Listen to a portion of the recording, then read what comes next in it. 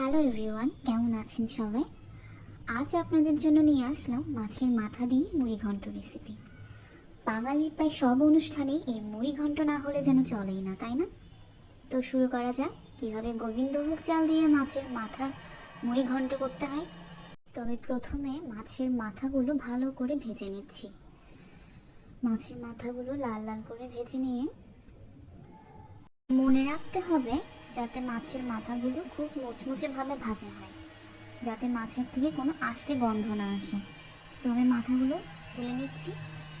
এখন আমি আলুগুলো ভালো করে ভেজে নেব। আলুগুলো একটু ডুমো ডুমো করে কেটে নেবেন। একই তেলে গোবিন্দভোগ চালগুলো একটু হালকা আছে ভাজা ভাজা করে নেব। এখন আমি এগুলো নামিয়ে নিচ্ছি। এখন কড়াইতে একটু তেল দিয়ে গোটা গরম মশলা ভালো করে ভেজে এর মধ্যে পেঁয়াজ কুচি দিয়ে লাল লাল করে ভেজে নেব। এখন এর মধ্যে আদা রসুন বাটা, জিরা বাটা, হলুদের গুঁড়ি, মরিচের গুঁড়ি, নুন দিয়ে ভালো করে কষিয়ে নেব। একটু তেল উপরে উঠে আসলে এর মধ্যে টমেটো দিয়ে দেব আর মাছের মাথাগুলো দিয়ে আরেকটু ভালো করে কষিয়ে নেব। এই যে কষানো হয়ে গেল, এখন আমি ভেজে রাখা আলুগুলো দিয়ে দিলাম।